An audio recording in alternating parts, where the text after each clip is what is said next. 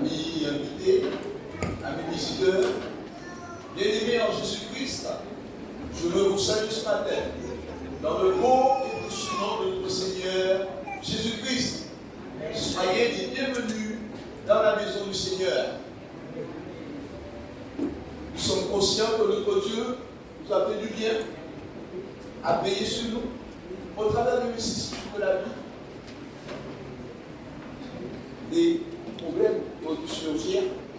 Mais ce matin, nous sommes un peuple victorieux, parce que nous avons su mettre du temps à part pour célébrer notre Dieu, pour l'adorer, pour l'élever, parce qu'il est digne de recevoir les honneurs, les acclamations. Il est le roi des rois, il est le Seigneur des seigneurs. Et ce matin, nous sommes venus pour communier avec notre Dieu, et aussi nous sommes venus pour communier les uns avec les autres. Et en Jésus-Christ, nous formons une famille. Et quand la famille se rencontre, on demande des nouvelles. Alors, on va dire Tijan à Zod. Tijan, on va faire Tizor. Alors, si Zod bien fait ça. Bon Dieu, bon, les montées de l'éternel ne sont pas épuisées. Elles se renouvellent chaque matin parce que sa fidélité est grande. Alors, nous avons intimidé le matin là. Puisque tout le monde vient. Puisque le bon Dieu veut ici tout le monde. Nous avons qu'à tout le monde. Nous avons qu'à tout le monde. Tout le monde. Tout le monde. Avec tout le monde, elles sont celles qui parlent de vous, bien sûr.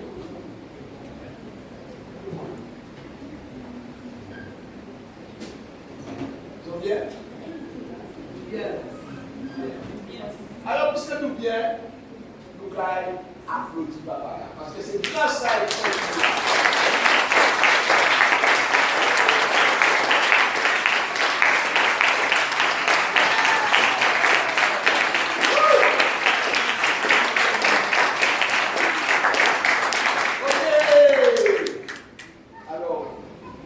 Bien, et petit peu d'accord contre en photo vidéo.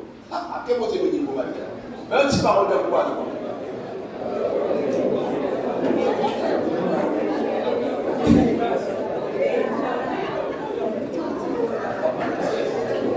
Moi, je vois, ça dit encore, ça dit radio, ça dit radio.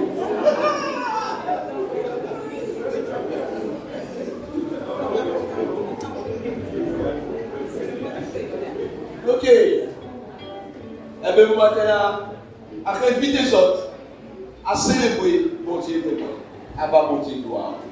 Il dit, dans Somme 34, on retient quelques versets, il dit, je bénirai en tout temps l'Éternel, bien sûr, sa louange sera toujours dans ma bouche, que mon âme se glorifie en l'Éternel, que les hommes écoutent et se réjouissent. Magnifiez avec moi l'Éternel ce matin. Donnons-lui gloire, exaltons-le ensemble. Et nous me chantons tout premier chant. Bon matin là, je viens dans ta présence. Seigneur, tu me libères. Ah, ça va belle ça?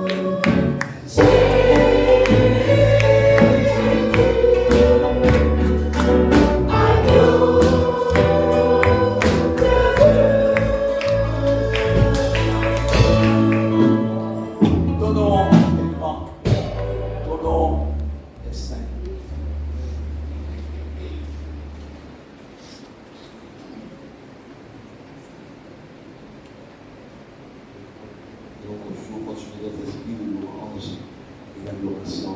On chantons le tout prochain chant et consacré. Oh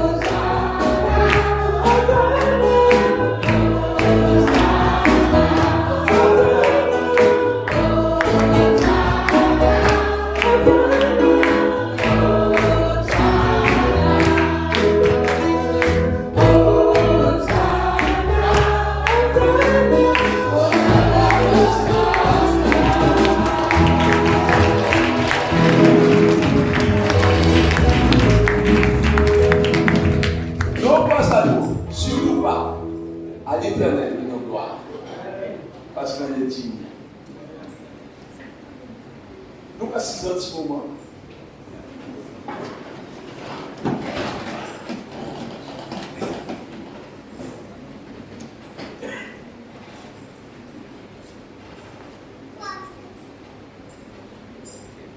On veut aussi profiter de faire connaissance de monde qui n'ont pas connaître.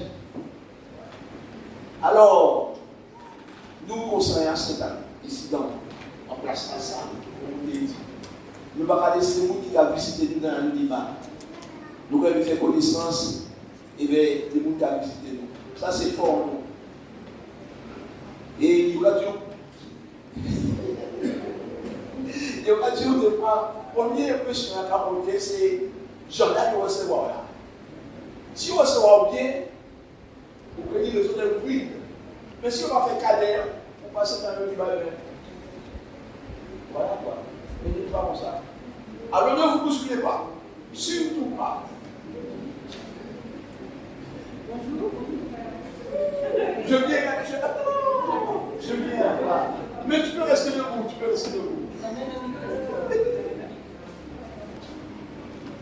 Bonjour chers frères et sœurs, moi je m'appelle Mauricia. Je suis la grande sœur de ce monsieur qui est assis là, et voilà, donc Gérard, c'est mon petit frère. Et je suis déjà venue plusieurs fois dans cette église, mais il y a une vingtaine d'années. Chaque fois que je venais chez papa, en vacances, je profitais de venir ici. Et j'ai même appelé mon papa ici, je crois que c'est en 2002 où on avait eu un accueil chaleureux, et c'est pourquoi je reviens aujourd'hui. Et justement, c'est très important. Donc, j'ai ma petite sœur Justine qui est là. Oui, Justine. Voilà. Et pourquoi je suis venue particulièrement aujourd'hui parce que ma maman habite à Beausier, elle est malade et je viens chaque année, même 2 fois par an, j'étais là au mois de février pour pouvoir m'occuper d'elle. Et j'ai ma petite sœur, depuis longtemps je parle de l'évangile, qui m'a dit sa vie, Jésus bien sûr, mais pas comme il le faut. Et la bonne nouvelle, c'est qu'elle m'a dit l'autre jour, j'aimerais étudier la parole de Dieu. Et quand elle m'a dit ça, elle habite à Modène. J'ai mon frère Bruno qui habite à Modène, Bruno aussi qui est adventiste. Et j'ai mon frère Gérard qui habite à Modène. Je sais qu'on m'a dit le pasteur habite à Modène aussi. Et j'ai sauté sur cette occasion, j'ai dit aujourd'hui on vient ici. Étant donné que j'ai venu quelques fois dans cette assemblée, l'enseignement, pour moi c'était ce qu'il fallait. C'était la parole de Dieu enseignée et aussi l'accueil que j'avais reçu. Donc aujourd'hui j'ai amené ma petite sœur ici. Et je pense que, j'ai demandé à mon frère Gérard tout à l'heure là, il faudra l'encadrer. Je compte sur vous.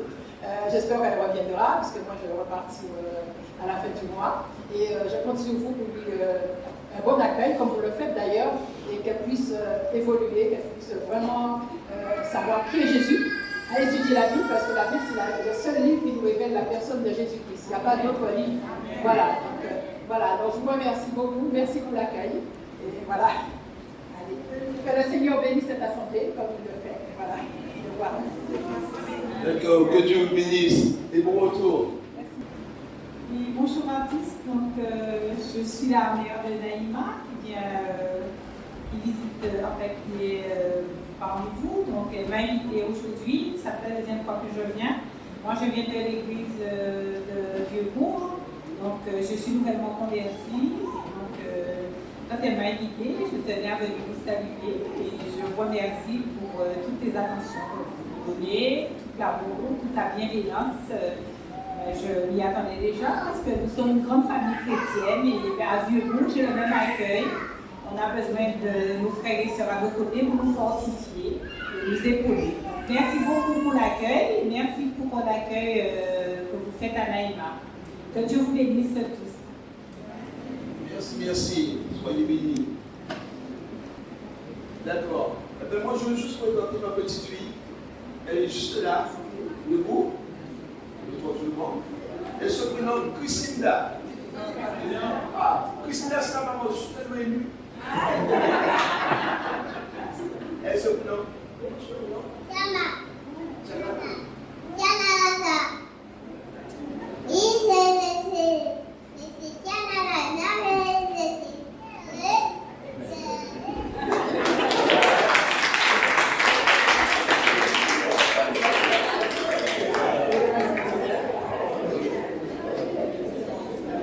ma petite fille.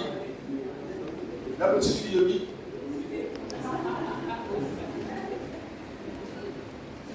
Allez, que Dieu bénisse tout un chacun. Nous devons chanter à nouveau pour la gloire de Dieu. Béni soit le nom du Seigneur.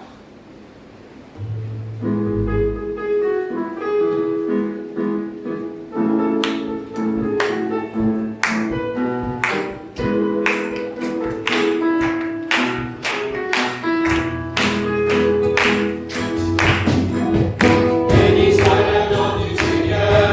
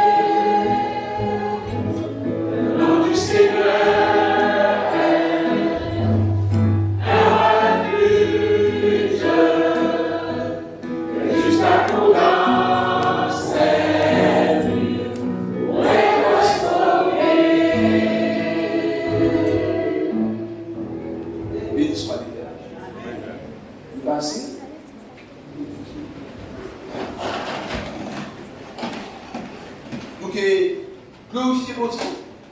Nous adorer en notre manière. D'accord? Assez souvent, c'est dans la vie. C'est bien moi. Mais tu n'as rien. Tout ce que tu as, c'est par ton âme. Et Dieu n'attend rien de toi. Mais comme tu es reconnaissant, en retour, tu lui donnes avec amour, de tout cœur et sans contrainte, avec le cœur libre. Alors je dis ça, si tu regardes ton dernier 7 euros, ça va te poser un problème de le là. D'accord? Il dit, mais à part, et pas tout, là où vous venez le ce matin, fouillez au sac, dès que vous passez à sac, je ne sais pas ce qu'on va vous mettre. Non. Dieu sait toutes choses. Et il va rapporter la vie. Alors, jour de joie. Alors, on va appeler la famille Bastao. La sœur Judith. Et le frère Gérard. Vous allez effectuer le service.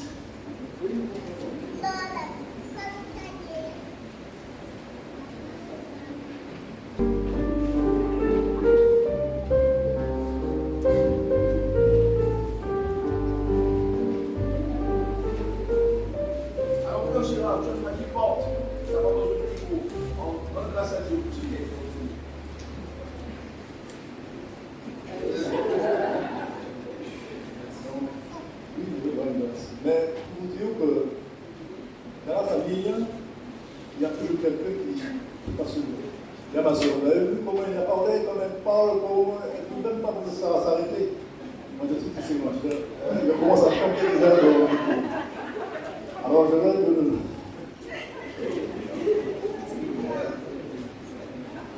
Prions. Seigneur, merci pour cet argent que nous venons de recueillir, Seigneur.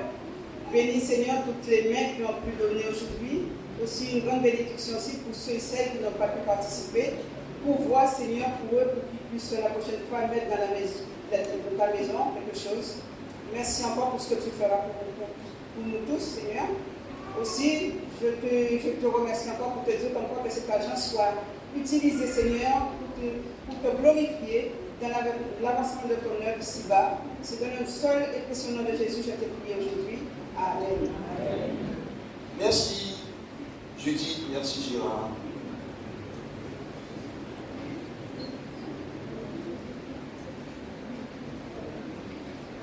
L'amour de Dieu, c'est une chose vraiment magnifique. On ne peut pas quantifier ça. On ne peut pas limiter ça. Il est grand. Et parce que nous avons ça, nous allons chanter ça. On va dire vraiment, ton amour, ta puissance, ta présence dans ma vie, c'est quelque chose de formidable. J'ai dit qu'on allait chanter.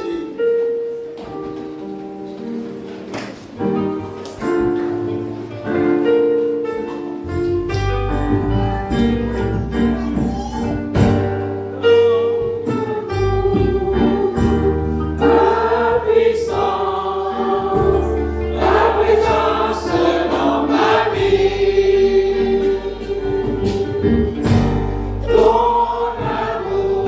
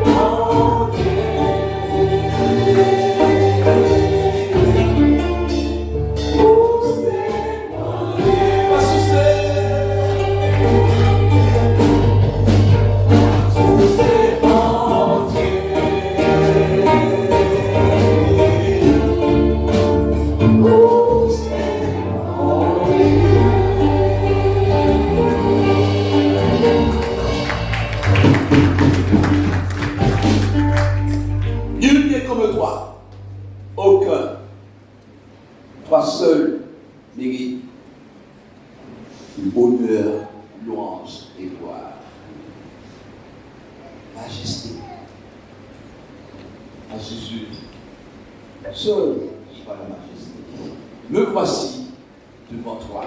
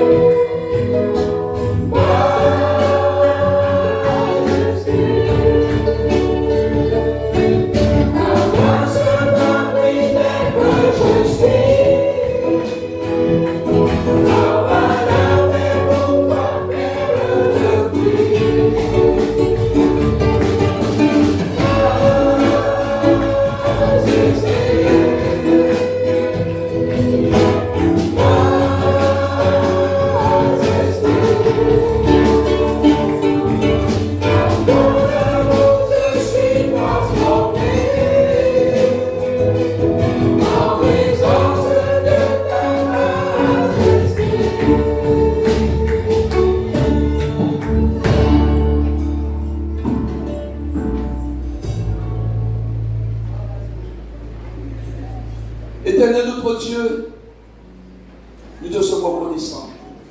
Parce que tu es un Dieu d'amour, tu es un Dieu de miséricorde. Merci Seigneur parce que tu as été à la croix. Ton sang coulé, ta chair a été meurtri. Et c'est au travers de ce sacrifice que ce matin, nous pouvons tenir debout et te célébrer. Parce que tu n'es pas mort seulement, mais tu es ressuscité. Et tu vis au siècle des siècles. Et nous nous appuyons sur cette promesse. Je m'en vais et je reviendrai. Tu as été nous préparer une place, Seigneur. Et quand elle sera prête, cette place, tu reviendras. Afin que là où tu te trouves, nous y soyons.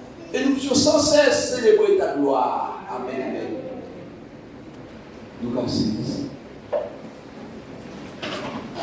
Merci. Merci en pile pour participation à l'autre. Merci en pile parce que la présence de Dieu, c'est quelque chose. Et ça, il a. Il va sentir présence. Béni soit l'Éternel. Nous, en quelques des autres a fait 10 groupes attention, des 10 groupes de silence. Nous allons passer aux activités de l'église. Et c'est ce conseil. Quelqu'un dit qu'est-ce qu'il fait. Et qu'est-ce qu'il fait dans l'église. Merci en plus. Il faut glorifier Papa Dieu. Bien, bonjour tout le monde. Bonjour. C'est continuer à bénir nous tous ensemble.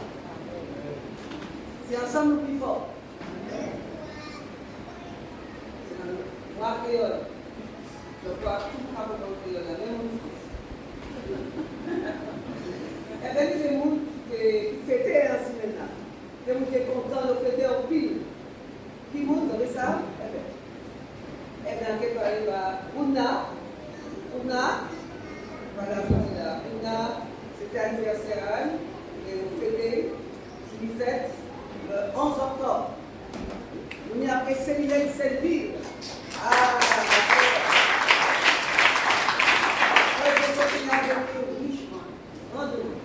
il fête au 13 octobre. Donc, certaines années, mais c'est un grand moment et c'est un soutien pour nous. Et puis, nos mots, dans cette fêté en l'eau, à Kazaï, madame qui est née en l'eau, avec les mots. Déjà, qui est née en l'eau, il y a 4 ans que madame est née en l'eau aussi. C'est 2000. 2014 octobre.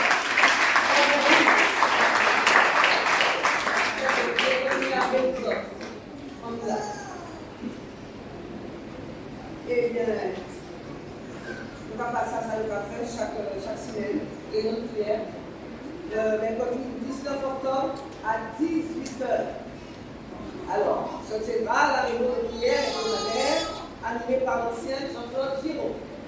Le dimanche 23 octobre, de 9h30 à 12h, sera célébré le culte de louange et d'adoration sous la direction de notre frère Jean-Albert Witt et accompagné du groupe de louange et de musiciens. La prédication sera portée par l'ancien de l'église de Frère Franck, que nous connaissons déjà, Rodrigue Amandé. Je crois que Rodrigue a été un moment au bureau de G. Délégué de conseil. Maintenant, c'est notre pasteur. Il est vice-président. Il est dedans le délégué du bassin. C'est notre pasteur, Patrick Calder. Concernant l'entretien de locaux, nous allons solliciter samedi 22 octobre Ruth et Charles-Henri Claude, le couple, ainsi que Gladys Pierre Joseph. Alors, il y a beaucoup d'informations. J'en ai reçu beaucoup, donc on va commencer à les lire. Faites attention, c'est bien donc à marquer, parce que nous, les rendez-vous, il faut marquer cette date-là. Un appel à la mobilisation en vue de l'évangélisation. J'ai été crucifié avec Christ, et si je vis, ce n'est plus moi qui vis, c'est Christ qui vit en moi. Si je vis maintenant dans la chair, je vis dans la foi au Fils de Dieu, qui m'a aimé, et qui s'est livré lui-même pour moi. Vous avez trouvé verset 5 dans la 2. Chers bien-aimés dans le Seigneur, si Christ vit en nous, il y a des projets pour le faire connaître plus et non pour sécuriser notre avenir.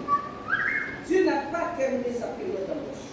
il continue de lancer une invitation à tous pour le connaître, le découvrir et le servir au travers de chaque vie. Le comité d'évangélisation recrute de nouveaux membres. C'est un appel. Des membres pour le comité, des membres pour être conseillers, pour accompagner les nouvelles convertis. Des formations sont possibles pour tous ces accompagnements.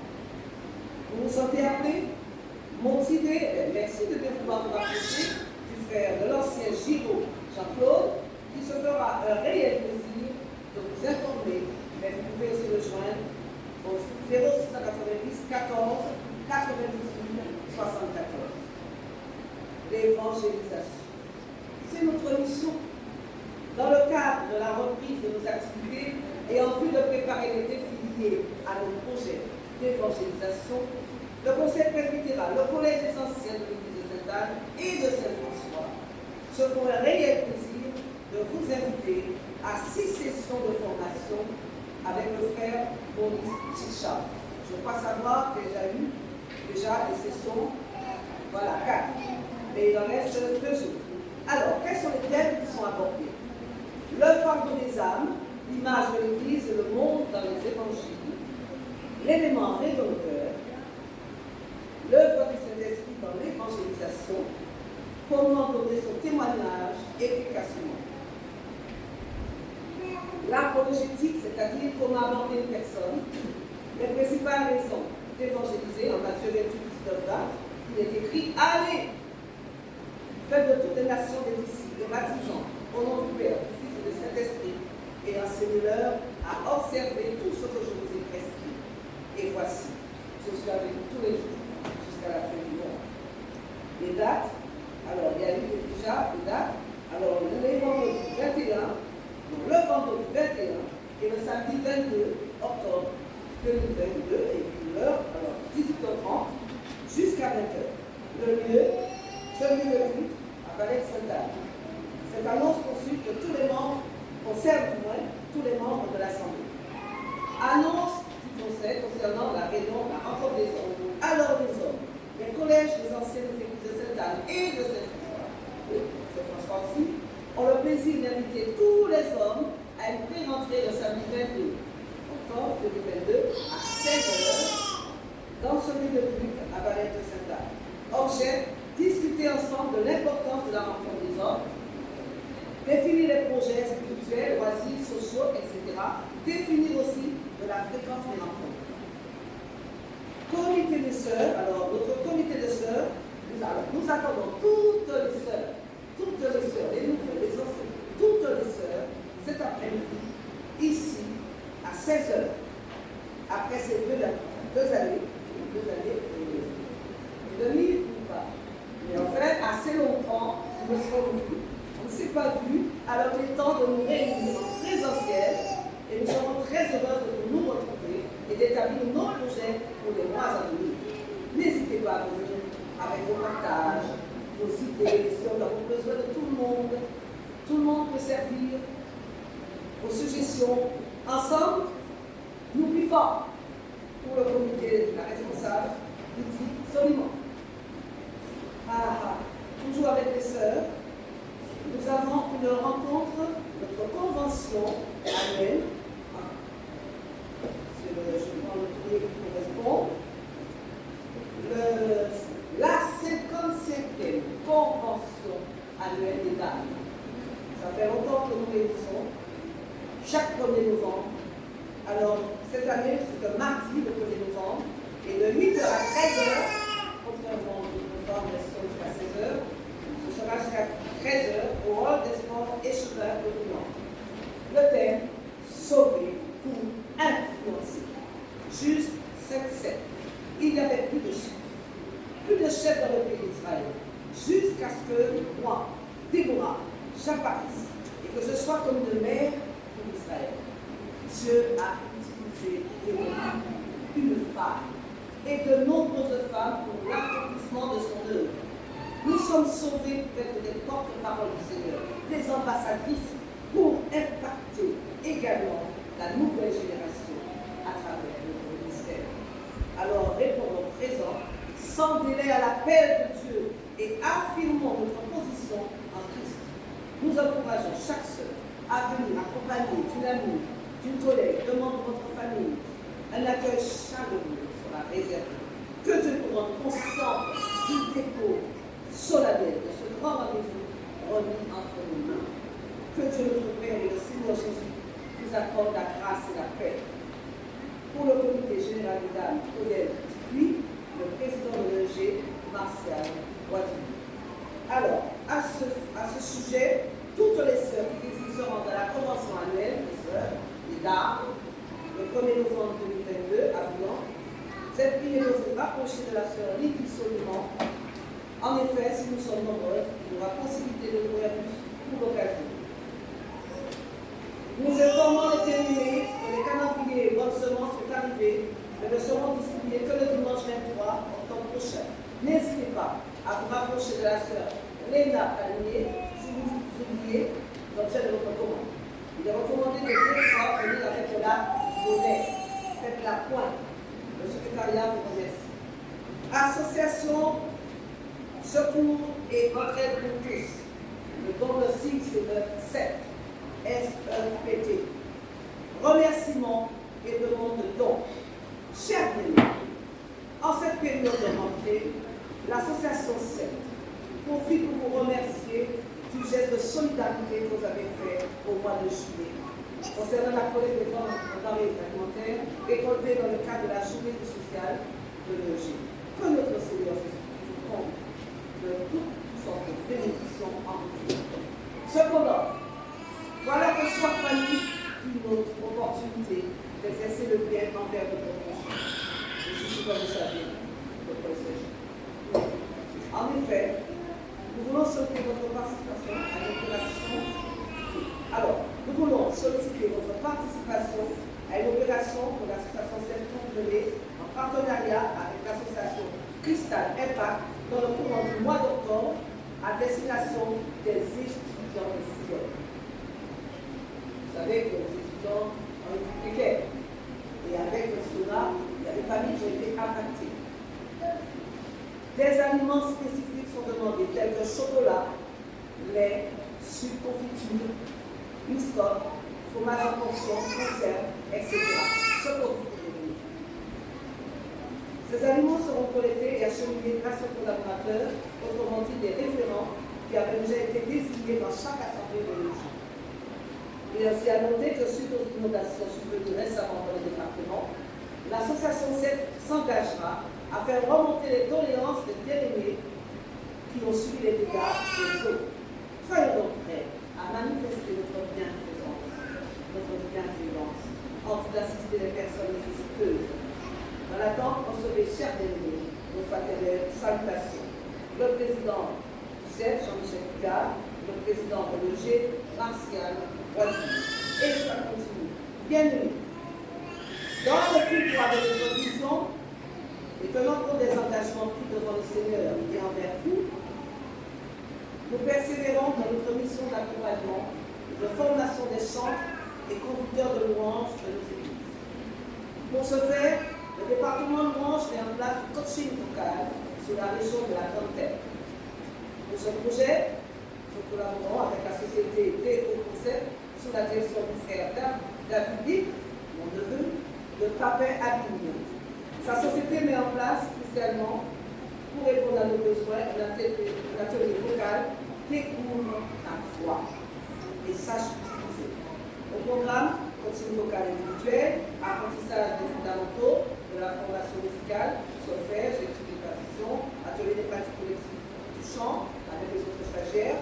Cet atelier aura lieu tous les samedis matins à l'église de Papin, aux habits, à partir du mois de novembre. Et même vous, si vous voulez chanter. Dieu vous a donné ce talent, pourquoi pas. Alors, il y a un tarif unique de 20 € par mois, par personne. Important.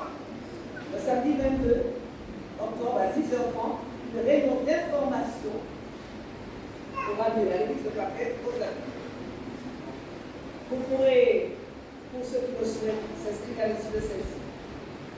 Pour tout renseignement, contactez le département de Louange au 06 90 99 71 03.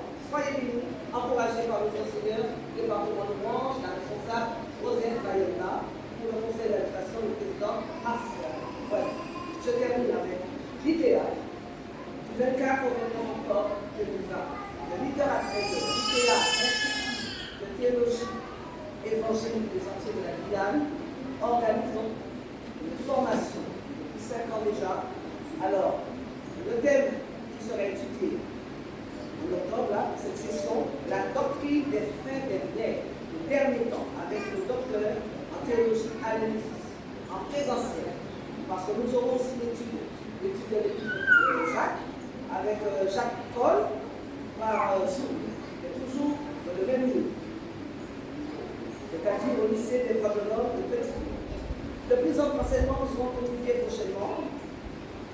Et vous pouvez aussi vous informer auprès du secrétariat du théâtre dont le téléphone est nommé ici. Je dirais, j'étais absente la semaine, je me disais, j'étais à la Jamaïque, et après à Trinidad, pourquoi? Pour l'association de l'évangile et en France. J'ai vu une centaine de personnes venant de la Caraïbe, des îles, des petites îles, des grandes, Canada, rassemblés pour l'évangélisation des enfants. Parce que les enfants ont besoin aussi d'être évangélisés. Nous avons passé un moment extraordinaire à louer Dieu et à avoir la vision et évangéliser les enfants.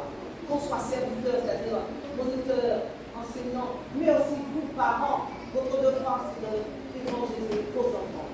C'est pourquoi il y a des formations. En tout cas, dans le pays, je suis en béni. Et maintenant, parler anglais, nous avons 4 ou 5, mais c'était vraiment très enrichissant. Je dis ça parce que là, nous continuons ici, les formations. Les gens ont besoin de soutien des gens. J'ai vu des donateurs à la grand déjeuner, des gens riches, des chrétiens riches venir parce qu'ils soutiennent l'AE. L'AE, c'est interprofessionnel, c'est pas église, c'est tous les gens qui ont la même doctrine pour le salut des enfants. Et ils donnent gratuitement sur le mariage de pays de séjour. Tous ces gens riches qui donnent. Mais vous pouvez aussi prier pour ces enfants, prier pour les enfants, vous engager. Je termine avec ça. Moi, j'ai commandant invoqueront-ils celui en qui ils n'ont pas cru? Et comment parlent-ils en celui dont ils n'ont pas entendu parler? Je vous laisse avec ça. Restez.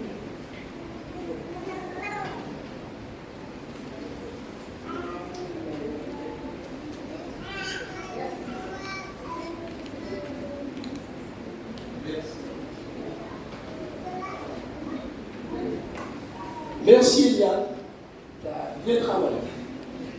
Ça a été bien fait. Donc, je vous invite à vous mettre debout. On se met debout. On se met debout.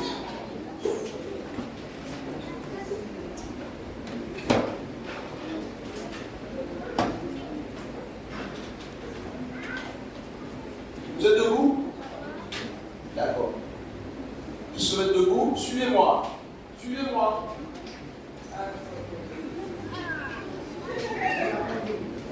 Après tes pieds. Ok. On s'assied.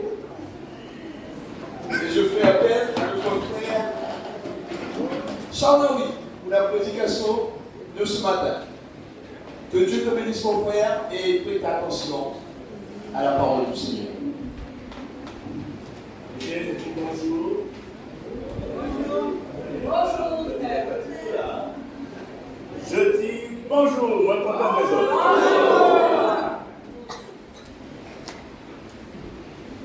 C'est toujours une lourde responsabilité que d'apporter la parole de Dieu, n'est-ce pas? Alors, tant sur quel sujet, qu'est-ce qui est plus adéquat pour l'Église, quel est le besoin spirituel des professeurs. Il ne s'agit pas dans la prédication de l'enseignement, d'apporter de l'enseignement de la prédication, sans qu'il y ait un besoin réel de nourriture des professeurs. À travers l'enseignement précédent, le frère disait que nous sommes dans l'ère de la fin des temps. La fin des temps. Le livre d'Apocalypse, chapitre 22, verset 1, si je me mémoire, termine par ces mots. Voici, je viens bientôt. La fin des temps n'est pas le corollaire des hommes. La fin des temps n'est pas une affaire d'homme, mais c'est une affaire de Dieu, même pas le Seigneur de Dieu. Pour être exact dans la terminologie. Parce que c'est Dieu qui a fixé l'ennemi. Même Jésus, dans son enseignement. Alors, c'est vrai que le corpus, le corps de l'Église est une belle chose, tant sur le plan local que sur le plan universel. Nous sommes toujours contents d'être ici, de pouvoir nous réchauffer, de pouvoir être enseignés, de pouvoir louer.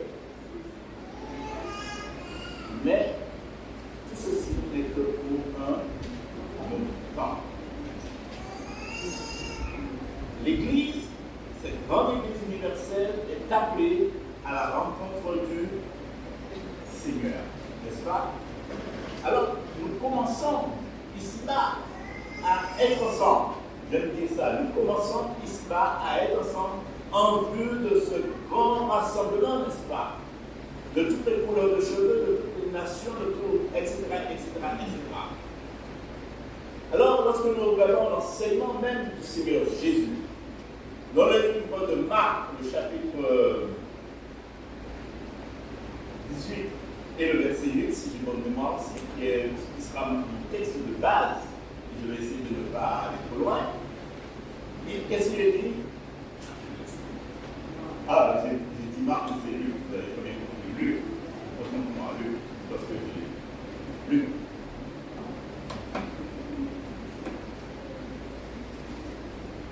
Je vous le dis, il offrira complètement justice, mais quand le Fils de l'homme viendra, trouvera-t-il des côtes bien gardées, des beaux vêtements, des belles maisons, des belles voitures, de beaux cheveux? Trouvera-t-il de la foi? Alors, et je disais, j'aime beaucoup l'enseignement et j'apprécie ce que le frère nous apprend. Trouvera-t-il de la foi? Alors, il y a une disjonction, il y a une opposition quelque part, sans être opposé en vérité. Lorsque nous parlons de l'Église, nous voyons un corpus, un corps, un ensemble de personnes. Et Jésus nous interpelle, trouvera-t-il de la foi? Alors, ça devrait nous interpeller. Ça veut dire que, aussi bien nous sommes contents d'être ensemble, nous sommes comme une famille, pareil que lorsque nous sommes chez nous, mari, femme, enfant, etc., et tout le reste. L'Église, ce n'est pas uniquement le corps, l'épouse du Seigneur, mais elle est faite d'hommes et de foi. Donc, nous devons être interpellés par l'enseignement de Jésus sur trouvera-t-il mais quand le Fils de l'homme viendra ou reviendra pour notre version, trouvera-t-il de la foi? Alors, si c'était une dissertation ou un sujet philosophique, tout le monde plongerait sur la foi. N'est-ce pas, frère? Un enseignant de profession. Trouvera-t-il de la foi? Et tous les élèves plongeraient sur la foi. J'ai décidé, en préliminaire, de vous parler, non pas à travers un enseignement prophétique, mais un enseignement tout court du retour de Jésus. Parce que le second, ou si vous voulez la seconde, qui est la foi, est proportionnelle au premier. Trouvera-t-il de la foi? Et comme a dit Fred, nous sommes dans l'ère de la fin des temps. Aujourd'hui, personne ne sait où va le monde. J'en ai parlé beaucoup les temps derniers sur tout ce qui se trame, tout ce qui se crée en ce moment à travers le monde. J'avais cru que je verrais de telles atrocités, des personnes mourir autant de fois. Il n'y a pas un continent aujourd'hui qui n'est pas en proie à la guerre. Alors, je disais après, tout à l'heure, il y a toujours eu de la guerre, n'est-ce pas?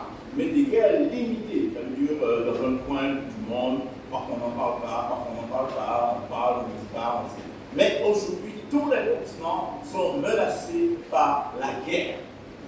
Que ce soit le Pacifique, que ce soit l'Asie, que ce soit l'Europe, que ce soit l'Afrique, il y a des guerres et des bruits de guerre la course à l'armement n'a jamais. Aujourd'hui, l'économie mondiale est maintenue simplement par l'industrie de l'armement. Et si notre économie le dit, parce qu'aujourd'hui, plus que jamais, les industries de l'armement tournent à plein régime. M. Macron, le président de la République française, a donné comme instruction aux industriels français qu'il a réunis en disant dépêchez-vous, remettez les sites en place rapidement, produisez.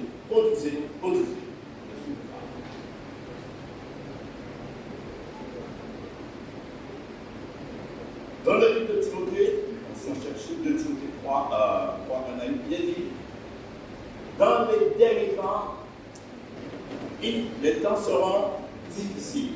Donc, c'est une vérité biblique.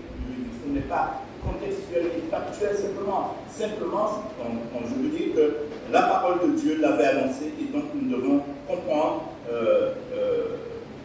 que nous sommes dans les derniers jours. L'animateur, bien sûr, de toutes ces difficultés, de toutes ces guerres, de tous ces conflits, c'est le diable. À travers l'incarnation de certaines personnes, je ne vais pas les citer, qui fait des guerres, qui font des guerres, etc., etc. Plus que jamais, nous avons eu une pandémie, jamais après l'ancienne pandémie que nous avons, peu importe, la fièvre espagnole, maintenant, oui, la fièvre espagnole, le monde n'a jamais connu de tels fléaux. Et aujourd'hui, nous avons eu cette pandémie qui s'appelle la COVID-19 qui a esselé la planète. On ne sait pas combien de millions de personnes qui ont disparu. Et puis la mort est devenue une chose banale. N'est-ce pas? Alors, le contexte du livre de Luc, le chapitre 18, verset 8, est tiré de la parabole de la veuve inique, n'est-ce pas?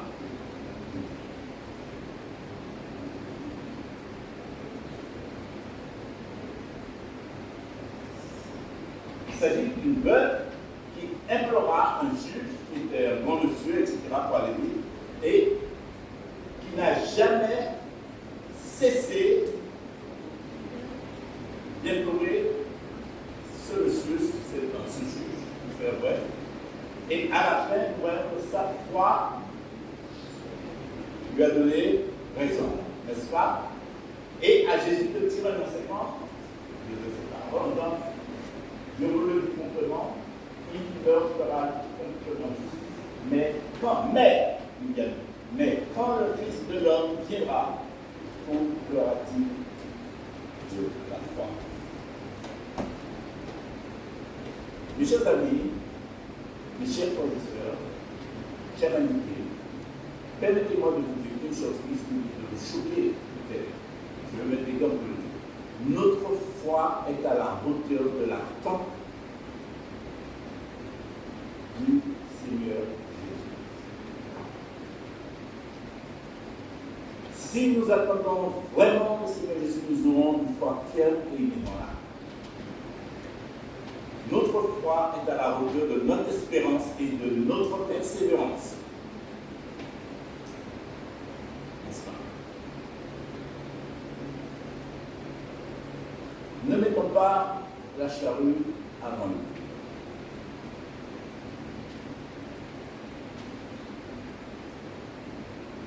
Le but de la prédication est que nous puissions bien comprendre que le retour du Seigneur Jésus n'est pas une affaire de religiosité, n'est-ce pas?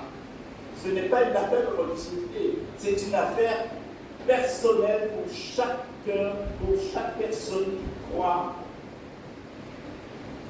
dans le Seigneur Jésus. Ce n'est pas une affaire de famille. Maman, papa, donc enfant, automatiquement y aller. Ce n'est pas une affaire de couple. Madame va, alors monsieur ira. Ce n'est pas une affaire de ceci, cela. C'est une affaire individuelle. Nous devons savoir que tôt ou tard, le Seigneur Jésus viendra et nous devons faire face à cela. Et c'est pour cela que nous trouvera-t-il. Alors, moi je préfère vous parler du retour du Seigneur Jésus, pour vous inciter, pour appuyer votre foi, pour donner un électrochoc à votre foi, pour que votre foi soit à la hauteur de cette espérance et de cette attente. Tout le monde dit qu'on a la foi. Aujourd'hui, s'il y a un mot qui est défini par de définition, c'est bien la foi. Tout le monde a sa foi. S'il y a 3 millions de chrétiens, chacun et chacune aura une définition personnelle de la foi, n'est-ce pas? Mais ce n'est pas de cette foi que Jésus parle. Est-ce que nous sommes des hommes et des femmes qui réellement attendons le retour de notre Seigneur Jésus? Nous sommes pris dans notre conformisme. On mange, on boit, on s'achète des voitures, on construit des vêtements, des maisons. On fait des beaux vêtements, on achète de beaux vêtements, on fait de belles voitures comme eux, n'est-ce pas? Mais tout ceci ne nous dit pas, est-ce que nous sommes de ceux et celles qui attendons réellement, vraiment le Seigneur Jésus. La foi dont Jésus parle n'est pas la foi que nous avons d'une manière quotidienne. Amen. La foi dont Jésus parle, ce n'est pas la foi que nous avons de manger, de boire, de confort. Merci Seigneur parce que tu m'as fait passer une bonne nuit. Merci Seigneur parce que tu m'as donné le repas. J'ai la foi. Parce que quand vous avez la nourriture devant vous, je ne sais pas si votre foi est éveillée ou pas. Vous voyez, est-ce qu'elle est endormie? Quand nous sommes dans notre conformisme, je n'ai rien contre le conformisme, je suis aussi moi-même. Mais comme j'aime à dire, j'ai chaud aux fesses. Voilà. Passez-moi cette expression. Comme il dit, à chaque instant, je crois que vous êtes question, si le Seigneur vient maintenant, si le Seigneur vient à l'instant T. Et trop souvent, l'Église a son oublié, et c'est très bien. Mais aussi, je dis ça pour les grands théologiens, pour ceux qui aiment l'étude de la parole de Dieu, mais l'Église peut aussi adormer je ne vais pas endormir, mais disons ça, je pense au mot, facilement. Notre éveil sur le retour, si ce n'est pas toujours enseigné, si ce n'est pas dit, que nous ne sommes pas appelés à rester ici, là, nous sommes étrangers sur la terre, nous sommes de passage, et que notre finalité n'est pas ici. Aussi bon que nous sommes bien d'ailleurs, et tant mieux, parce que dans d'autres côtés du monde, ce n'est pas le cas. Nous avons glorifié le Seigneur pour ça. Mais cela ne doit pas aucunement nous faire manquer notre objectif final, qui est le retour de notre Seigneur Jésus.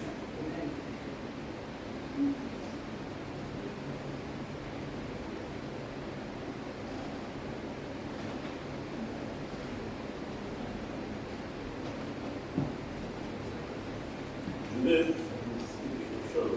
Imaginez-vous, comme j'aime bien utiliser les transpositions.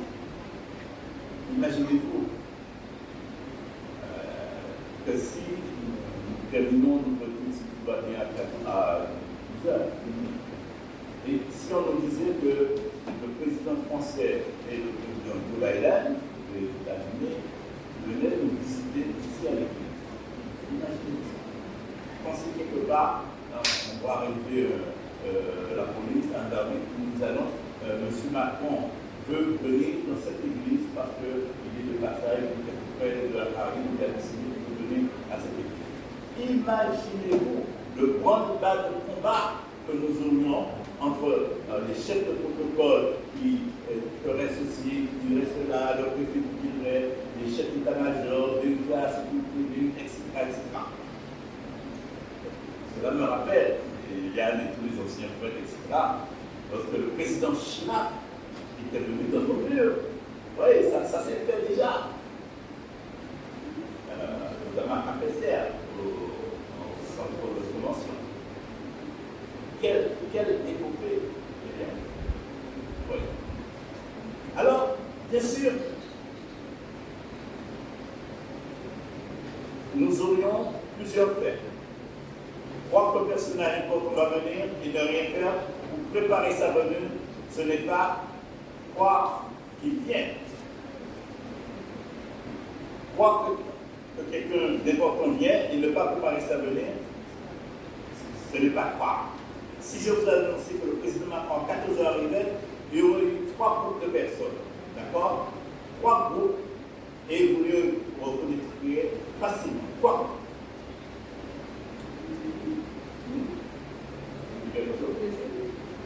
Les élus. Non, mais je parle de manière générale, notamment pour l'Église, je ne parle pas pour ce qu'on appelle le protocole et la sécurité.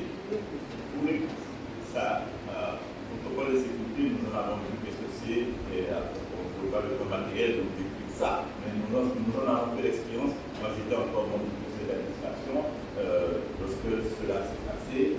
Il a fallu se réunir en urgence, il a fallu prendre des décisions. Tout de suite, on avait la préfecture, gendarmerie, responsable politique. Enfin, c'est le grand bas de combat parce que lorsque le président vient, ce n'est pas une simple affaire et une mince affaire. D'accord? Nous aurions 3 groupes et nous le reconnaîtrions facilement à leur comportement. Le premier groupe serait ceux qui croiraient réellement à cette nouvelle. Il y aurait de ceux et celles qui croiraient le président Macron vient dans notre église parce que nous aurons fondé cette certitude en fonction des annonces, des choses qui seraient faites, de leur activité, etc. Ok? Bien?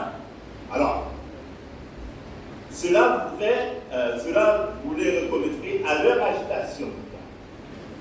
Ils seraient en souci de l'accueil, soit de qualité, et ils informeraient toute leur famille, amis de la venue du président. Téléphone portable et café-télé, comme on dit, pour les amis, familles, tout ça, pour toucher le président, pour le président, etc. Parce qu'ils y croient fermement. D'accord? Il y aurait eu même de la dilation. Ça, c'est deuxième groupe. Un deuxième groupe serait ceux que j'appelle les sceptiques. Vous connaissez la définition de sceptique? Fais-moi un vrai coup.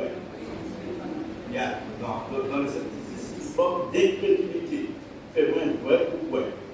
On ne peut pas ouais avant on ouais. Si vous voulez la définition, cela ne ferait rien pour préparer cette venue, mais serait surtout occupé à en demander des preuves de cette venue et à poser d'interminables questions, si bien que quand le président arriverait, il serait encore là en train de poser des questions et il ne serait pas vraiment préparé à cette rencontre. Ça veut dire il y a un questionnement à eux, le président qui est remportable, il y a encore un questionnement à eux. C'est peut-être un souci, c'est cinéma, tout ça, etc. Parole pour lui. Bref. Enfin, il y aurait un troisième groupe. Ceux qui ne croient pas à cette annonce, vous les reconnaîtrez facilement eux aussi à leur comportement. Ils ne changeraient rien à leur emploi de temps habituel, continueraient à vivre leur vie comme si rien n'était, ne changeraient pas leur habitude, bonne ou mauvaise. Vous savez, il y a des gens, dans la vie de tomber, le soleil est chauffé, nous ne pouvons pas faire ça va faire rien, ils fouettent comme grâce à leur vie.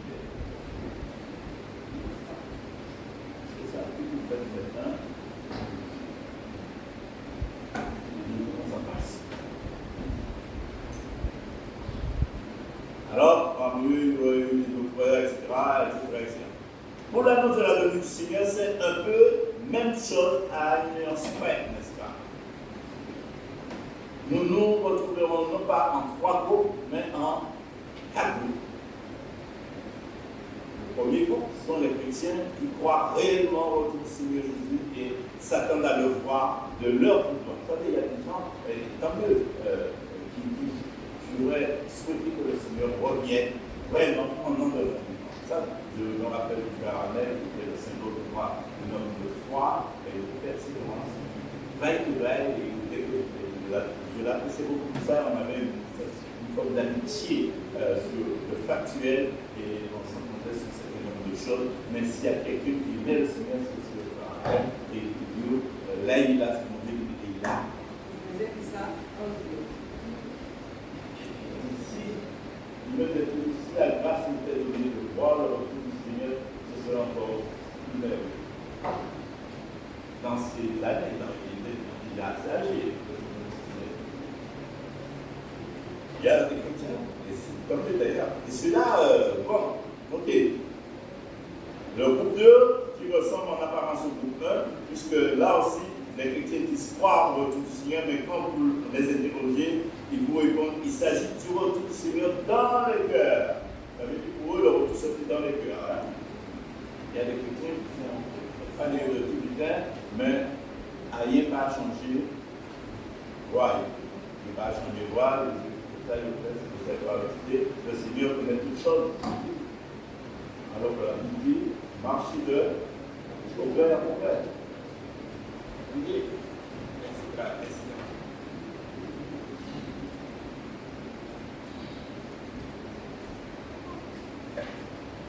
Bref, je vais passer. Alors, le groupe 3, qui sont des sceptiques, on trouverait après les mêmes choses. Dans le groupe 4, de ceux qui ne croient pas à ce retour, alors que Dieu nous fait savoir que son Fils va revenir, n'est-ce pas? Alors, la question qui nous est posée ce matin, croyons-nous véritablement, croyons-nous vraiment au retour de notre Seigneur Jésus? Parce que parler de la foi est une bonne chose.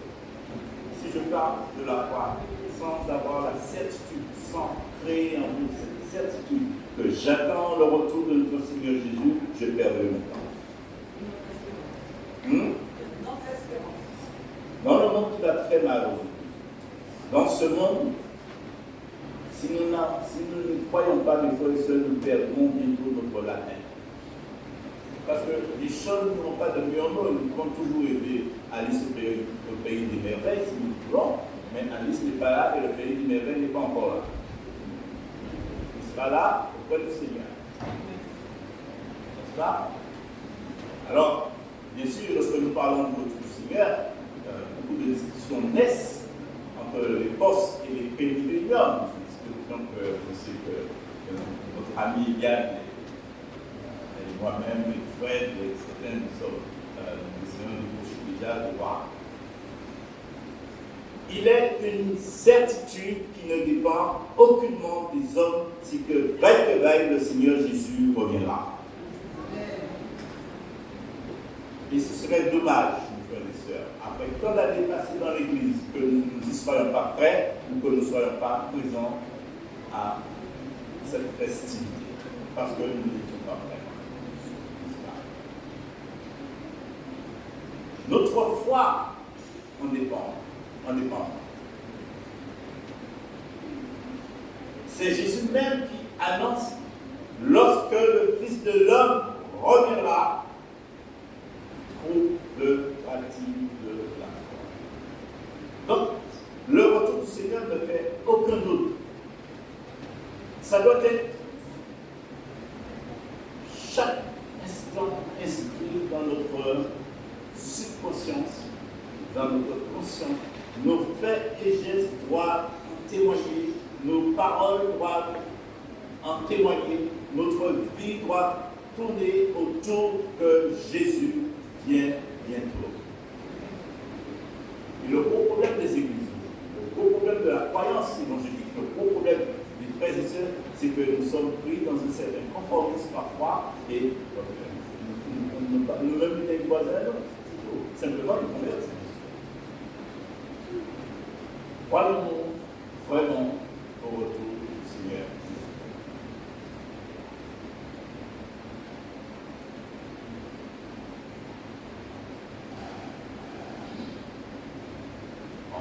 Dans le livre de Philippiens 1, il est dit, dans le livre d'Apocalypse, on le voit de 11 verset 6, oui. Alors les apôtres réunis lui demandèrent, Seigneur, est-ce ce temps que tu rétabliras le royaume d'Israël? Il leur répondit, ce n'est pas à vous de connaître les temps ou les moments que le Père a fixés. Alors, il ne s'agit pas de croire intellectuellement, ou philosophiquement, mais de croire réellement que Jésus revient. Je vais passer sur certaines choses. Alors, l'incrédulité parfois de l'être humain nous empêche de croire à ce retour, n'est-ce pas? Tant que les problématiques nous submergent, problème de voiture, problème de manger, problème de finance, problème d'enfant, problème de ceci, de travail, etc. Eh bien, parfois, tout ça nous fait construire, nous obscurcit l'horizon du retour de Jésus, de notre Seigneur Jésus. Alors, sachez, mes chers amis, et frères Gadian, nous sommes dans l'ère de la fin des temps, et que les signes annonciateurs sont là. Parce que ce n'est pas notre décidant.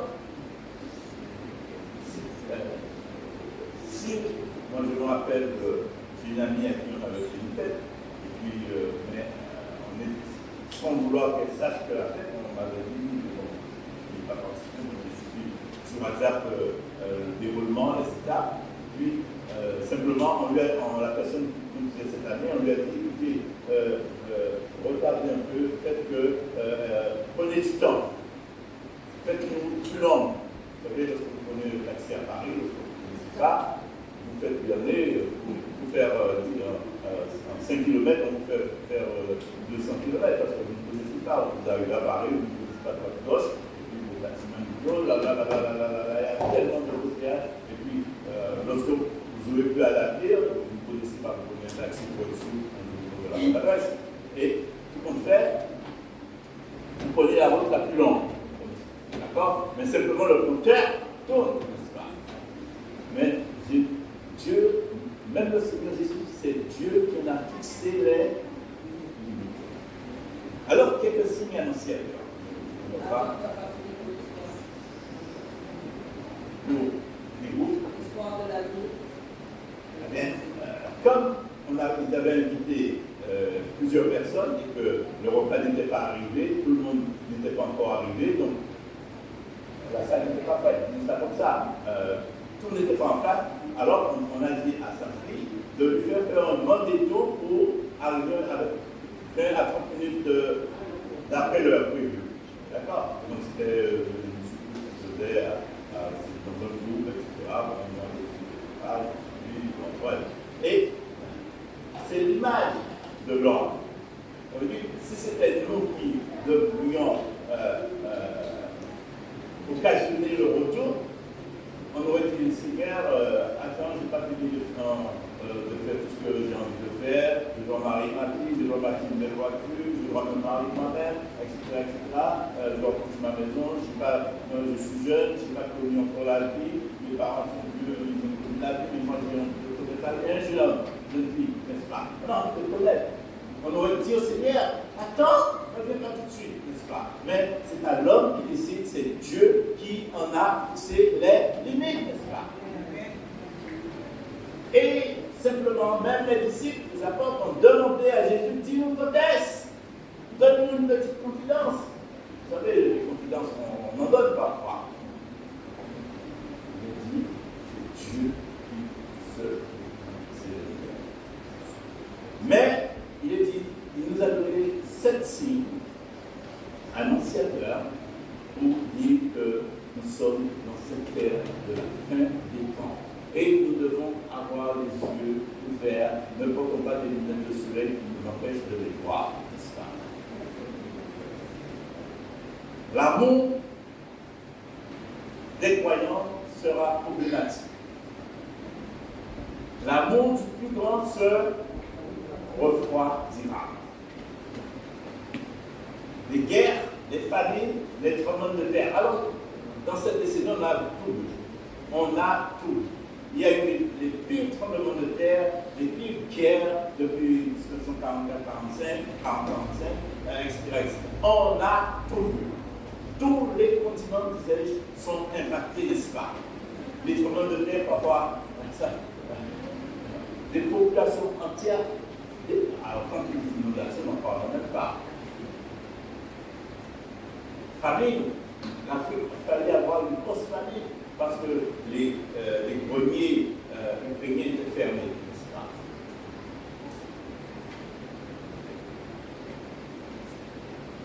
La puissance des cieux seront ébranlées. Le soleil s'obscurira. La lune ne donnera plus son éclat.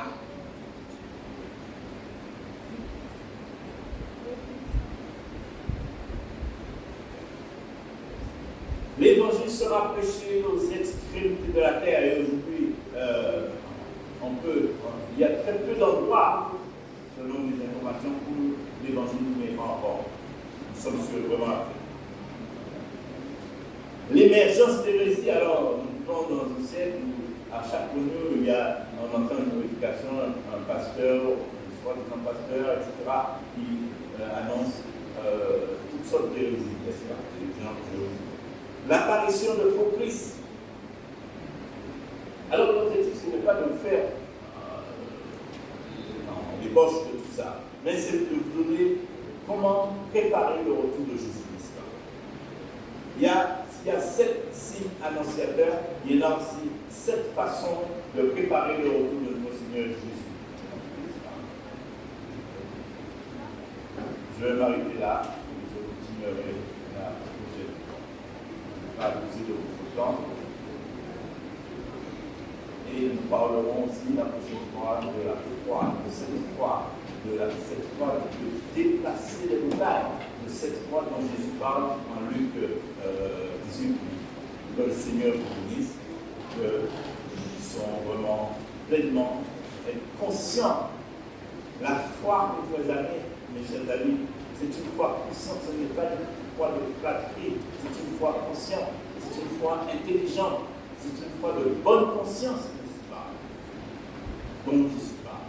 C'est une foi de persévérance, du vaille-que-vaille. C'est une foi d'espérance. Ce n'est pas une foi de conformisme. Que le Seigneur nous donne ici avec un verset même, il dit à celui qui peut, c'est en Jacques, non, en Jude 1 et verset 4, à celui qui peut vous préserver de toute chute et vous faire paraître devant sa gloire irréprochable dans l'allégresse. À Dieu seul soit la gloire, à Dieu seul notre Sauveur, par Jésus-Christ notre Seigneur, soit gloire, majesté, force, autorité devant tout le monde. Je ne vois pas très bien. Alors, voilà. Mettez-moi Jude 1, 25. Et on va le lire ensemble. On va se tenir debout. Ce sera aussi là.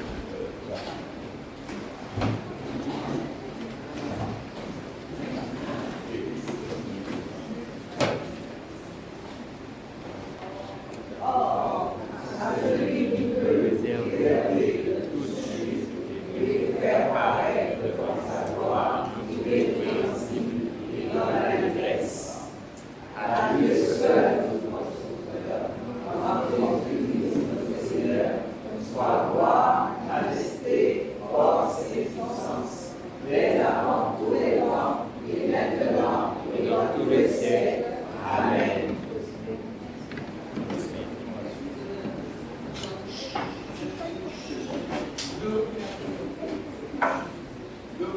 pas rester debout.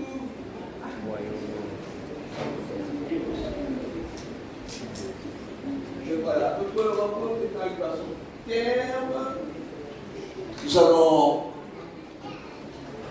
chanter un chant de bénédiction pour rentrer. Que la grâce soit sur vous. Alors, chantez ça. Que la grâce de Dieu soit sur toi. Pour t'aider à marcher dans ses voies. Reçois tout son pardon et sa bénédiction. Va en paix, dans la joie, dans l'amour.